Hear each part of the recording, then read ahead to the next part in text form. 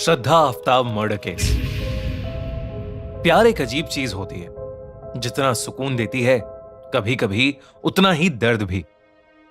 लेकिन कोई इंसान जिससे प्यार करता है वो उसकी जान कैसे ले सकता है।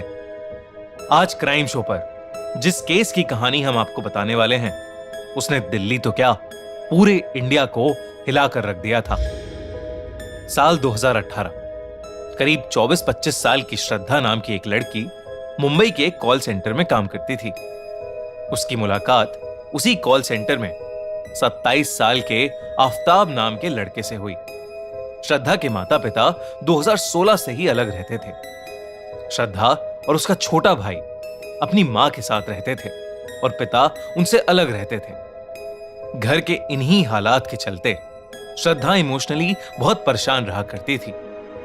आफ्ताब से दोस्ती होने के बाद श्रद्धा को बड़े टाइम बाद खुशी महसूस हुई थी और आफ्ताब भी उसे हमेशा स्पेशल फील कराने की कोशिश करता रहता था। वो धीरे धीरे आफ्ताब के करीब आने लगी थी और कुछ ही टाइम में दोनों को एक दूसरे से बेहद प्यार हो गया।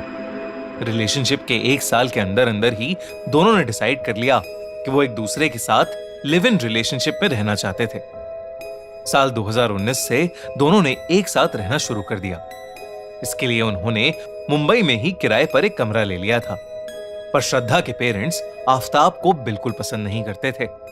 आफ्ताब मुस्लिम था और श्रद्धा हिंदू, इसलिए श्रद्धा के दोनों ही पेरेंट्स उसके आफ्ताब के साथ रहने के डिसीजन के बिल्कुल अगेंस्ट थे। मगर श्रद्धा जिद पर अड़ी रही। उसने अपनी मां को यह तक कह दिया कि वो अपने परिवार से अब कोई रिश्ता नहीं रखना चाहती थी और अब उसके लिए आफ्ताब ही सब कुछ है।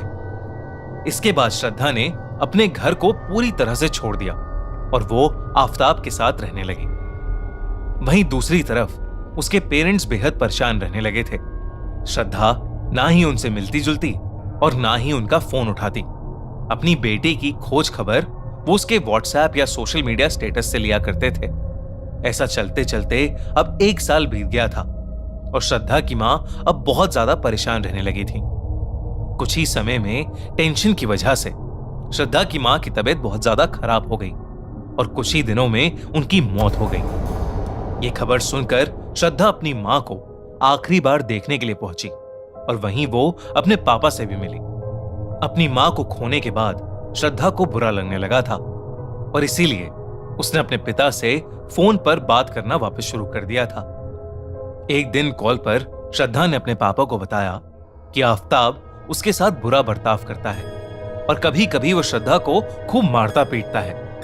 ये सुनकर श्रद्धा के पापा ने श्रद्धा को घर बुला लिया। श्रद्धा भी आफ्ताब का ऐसा बिहेवियर देखकर चुप नहीं बैठी और वो वापस अपने घर चली आई। लेकिन फिर आफ्ताब ने अपने अजीब बिहेवियर के लिए श्रद्धा से माफी मांगी और श्रद्धा ने उसे माफ करके सब कुछ भूल जाना ही ठीक समझा। वो वापस आफ्ताब के साथ जाकर रहने लगी। दोनों ने जल्द ही डिसाइड कर लिया कि वो मुंबई छोड़कर कहीं और रहेंगे। करीब 1 महीने तक वो हिमाचल की कई जगहों पर घूमते रहे और 8 मई 2022 को दोनों दिल्ली आकर छतरपुर में बस गए। दिल्ली शिफ्ट होने के कई महीनों तक श्रद्धा अपने पिता से टच में सिर्फ व्हाट्सएप और सोशल मीडिया के थ्रू ही थी।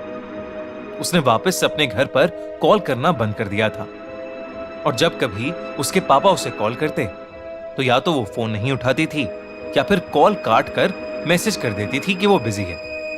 धीरे धीरे व्हाट्सएप और सोशल मीडिया पर भी श्रद्धा की अपडेट्स आनी बंद हो गई। श्रद्धा के पिता को यह बात बहुत अजीब लगने लगी थी। उन्होंने आफ्ताब को भी कांटेक्ट करने की बहुत कोशिश की मगर उसका फोन अक्सर स्विच्ड ऑफ होता। इसलिए आखिर में श्रद्धा के पिता ने पुलिस का सहारा लेना ही सही समझा। वो पुलिस के पास अपनी बेटी की मिसिंग कंप्लेंट लेकर चले गए और इसके बाद वो श्रद्धा को ढूंढते हुए मुंबई से दिल्ली चले गए। श्रद्धा का केस भी मुंबई पुलिस ने दिल्ली पुलिस को ट्रांसफर कर दिया था। श्रद्धा के पापा ने पुलिस को बताया कि श्रद्धा बहुत वक्त से आफ्ताब से शादी करने की बात कर रही थी मगर आफ्ताब उससे शादी करने को राजी नहीं था। श्रद्धा के पापा को शक था कि आफ्ताब सिर्फ उनकी बेटी का फायदा उठाना चाहता था। जब पुलिस ने इन्वेस्टिगेशन शुरू की तो उन्हें पता चला कि श्रद्धा काफी समय से मिसिंग है। आसपास के लोगों ने बताया कि दिल्ली शिफ्ट होने के बाद से ही आफताब अकेला घर पर रहा करता है। पड़ोसियों ने यह भी बताया कि श्रद्धा जैसी दिखने वाली एक लड़की शुरू शुरू में घर में रहती थी, लेकिन वो काफी समय से आफताब के घर में नहीं आई है, बल्कि कई बार अलग अलग लड़कियां उस घर में आती रही हैं और रात रात भर आफताब के घर में ही रही हैं। ये सब बातें सुनकर पुलिस का आफताब पर शक काफी बढ़ गया था। एक दिन पुलिस ने आफताब को अरेस्ट कर लिया और फिर इस पूरी कहानी की कड़ी खुलने लगी। पुलिस ने जब आफताब के घर की तलाशी ली तो उन्हें उसके फ्रिज से अजीब से मीट के टुकड़े मिले। टेस्ट करने पर पता लगा कि वो सारे टुकड़े ह्यूमन फ्लैश के हैं, मतलब किसी इंसान के शरीर के टुकड़े हैं। पुलिस ने छतरपुर के आसपास के सारे एरिया में स्नाइपर डॉग्स के थ्रू जब छानबीन की तो उन्हें पास के एक जंगल से उसी ह्यूमन मीट के और पीसेस मिले। जब आफताब से इस बारे में पूछताछ की गई तब उसने पुलिस को एक रोंगटे खड़े कर देने वाला सच बताया। उसने कहा कि दिल्ली में शिफ्ट होने के 10 दिन बाद ही उसने श्रद्धा का गला घोटकर उसे मार दिया था। मगर दिक्कत की बात यह थी कि दिल्ली में आफताब के पास कोई गाड़ी नहीं थी, इसलिए उसे समझ नहीं आ रहा था कि वो आखिर उस बॉडी को ठिकाने कैसे लगाएगा। इसके बाद आफताब मार्केट गया और वहां से एक भारी डस्टबिन बैग्स और ढेर सारे रूम फ्रेशनर्स ले आया। उसने श्रद्धा की डेड बॉडी को 35 टुकड़ों में काट दिया और डस्टबिन बैग्स में अलग अलग भरकर अपने नए खरीदे हुए फ्रिज में भर दिया। इसके बाद वो रोज रात में खाने के बाद वॉक पर निकलता और छतरपुर के जंगल में एक एक बॉडी का टुकड़ा फेंक आता। इस केस से हैरानी वाली बात यह निकल कर आई कि आफताब के लिए यह सब बहुत नॉर्मल हो चुका था।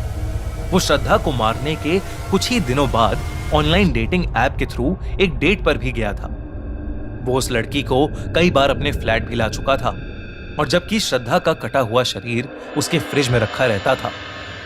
आफताब ने अपनी कॉल सेंटर वाली जॉब वापस से शुरू कर दी थी और वहां उसकी एक गर्लफ्रेंड भी बन गई थी। वो उसे भी अपने फ्लैट पर लाया करता था। आफताब ने पुलिस को यह इन्वेस्टिगेशन के दौरान बताया कि उसके और श्रद्धा के बीच में चीजें ठीक नहीं चल रही थी और एक दिन उन दोनों के बीच बहुत बड़ा झगड़ा हो गया था। गर्मा गर्मी इतनी बढ़ गई कि आफताब ने धक्का देकर श्रद्धा को गिरा दिया और फिर उसके ऊपर बैठ गया और पूरी ताकत से उसका गला दबाने लगा। देखते ही देखते श्रद्धा की जान निकल गई और उसकी मौत हो गई। ये सब बातें आफताब ने खुद पुलिस को बता दी और बयान देते वक्त आफताब पुलिस के सामने पूरी अकड़ में बार बार इंग्लिश में कहता रहा, यस आई किल्ड हर। एक गलत इंसान से प्यार करने की वजह से श्रद्धा आज इस दुनिया में नहीं है। आपको क्या लगता है, ऐसे क्राइम के लिए अपराधी को क्या सजा मिलनी चाहिए? हमसे कमेंट्स में जरूर शेयर करें और हर हफ्ते एक थ्रिलिंग क्राइम स्टोरी सुनने के लिए सब्सक्राइब करें हमारा चैनल द क्राइम।